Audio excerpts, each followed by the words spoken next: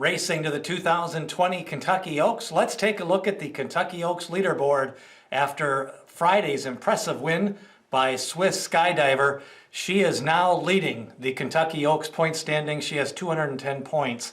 Boni South, the winner of the Fairgrounds Oaks, she sits there with 100 points. And then you go to the also-rans in a couple of races. She Dares the Devil, who was third in the Fantasy Stakes. Donna Veloce, who is kind of sitting off the bench right now. She is waiting until the summer to resume back up for the first Friday in September. Tonalist Shape, she got off the work tab, but then she's been back on the work tab at Gulfstream Park looking for her next engagement. Water White, I'm sure we'll see her at Belmont or Saratoga this summer. British Idiom, who is currently sitting 8th in points, but definitely I think a lot of the shine is off British Idiom, especially after running off the board in the Fantasy Stakes and then getting trounced definitively by Finite in the Fairgrounds Oaks. I think British Idiom probably showing that she was just a 2-year-old champion and a good one, but she just didn't transfer that form to her 3-year-old season. Then we've got Lucrezia and Venetian Harbor to round out the top 10. Venetian Harbor, of course, the second place finisher in the Fantasy Stakes. You know, she set a good pace that day. She ran 22 1/4, 45, 109 and change. She did take advantage of a little bit of a rail bias on the Fantasy Stakes day. A lot of the rail horses did well.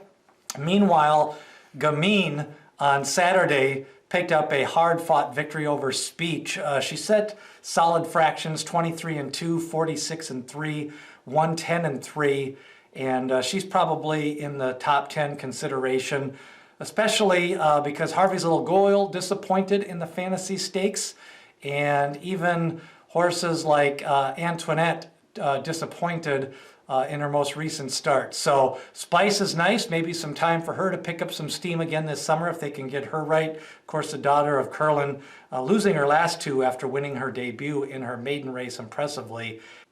I think it's pretty much a wide open Kentucky Oaks leaderboard at this point.